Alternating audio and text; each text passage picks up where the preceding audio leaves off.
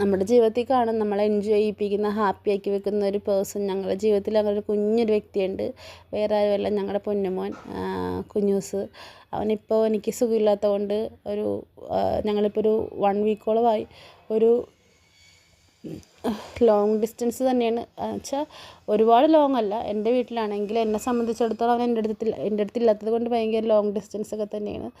അപ്പം നമുക്ക് ചില സമയത്ത് ഇപ്പോൾ പ്രഗ്നൻ്റ് ആയിട്ടിരിക്കുന്ന ആൾക്കാർ, എനിക്കിപ്പോൾ ഞാനധികം ഫുഡ് കഴിക്കാൻ പാടില്ലാത്തത് കൊണ്ട് എനിക്ക് ചില ഫുഡിനോട് എനിക്ക് ഭയങ്കരമായിട്ട് ക്രേവിങ്സ് ഒക്കെ ഉണ്ട്. നമുക്ക് അങ്ങനെ ഒരു കൊതികളുണ്ടാവില്ലേ? ഇപ്പോൾ എന്നെ സംബന്ധിച്ച് അങ്ങനെ ഒരു കൊതിയാണ്. ഞങ്ങളെപ്പോഴും രാവിലെ എഴുന്നേൽക്കുമ്പോൾ തന്നെ പറയും, രാവിലെ എഴുന്നേൽക്കുമ്പോഴും കിടക്കുമ്പോഴൊക്കെ ഞങ്ങളുടെ ഒരു ടോക്ക് എന്ന് പറയുന്നത് കുഞ്ഞിനെ കുറിച്ച് തന്നെ കാണണം, കൊതിയാവണം, എടുക്കണം, അങ്ങനെയൊക്കെയാണ്. ഇപ്പോൾ എൻ്റെ ഒരു കൊതി എന്ന് പറഞ്ഞാൽ അവനെ കാണണം, കടിക്കണം, ഉമ്മ കൊടുക്കണം, കെട്ടിപ്പിടിച്ച് നെക്കി പിടിച്ച് ഉമ്മ കൊടുക്കണം, അങ്ങനെയൊക്കെ ഭയങ്കര ആഗ്രഹമുണ്ട്. പക്ഷെ എന്ത് ചെയ്യാനാണ്, നമുക്ക് കുറേ ലിമിറ്റേഷൻസ് ഒക്കെ ഉള്ളത് കൊണ്ട് നമ്മളിങ്ങനെ കുഞ്ഞിനൊന്ന് അകറ്റി നിർത്തിയേക്കുന്നു. അത് നമുക്കും സേഫിന്, നമ്മുടെ സേഫ്റ്റിക്കും നമ്മുടെ കുഞ്ഞിൻ്റെ സേഫ്റ്റിക്കും വേണ്ടിയിട്ടാണ്.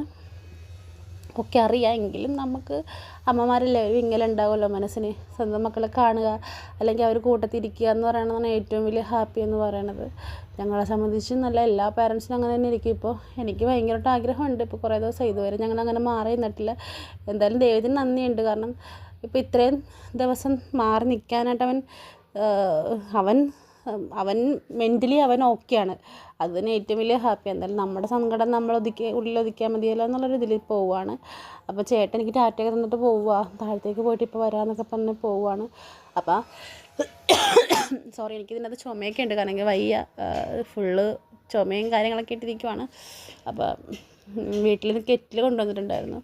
അപ്പോൾ അതിൽ വെള്ളം തിളപ്പിക്കാനായിട്ട് വെച്ചിട്ടുണ്ടായിരുന്നു. വെക്കാമെന്ന് ഓർത്ത് നോക്കിയപ്പോൾ വെള്ളം തിളപ്പിച്ചിരിപ്പുണ്ട്. അപ്പോൾ ഇത് ഭയങ്കര ഉപകാരമാണ് കേട്ടോ. കാരണം എനിക്ക് ഈ ടൈമിൽ എനിക്ക് ഭയങ്കര ഉപകാരമാണ്. കാരണം നമുക്ക് വെള്ളം തിളപ്പിച്ച് വെച്ചിട്ട് നമുക്ക് തണുത്തയും കുഴിക്കാം. പിന്നെ ചേട്ടക്കാണെങ്കിലും ചൂടുവെള്ളം വേണമെങ്കിൽ ചൂടുവെള്ളം കുടിക്കാനെടുക്കാം. അങ്ങനെ ഭയങ്കര ഒരു ഉപകാരമുണ്ട്.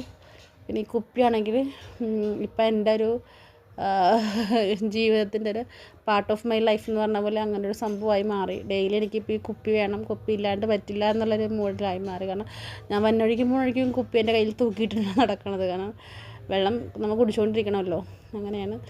പിന്നെ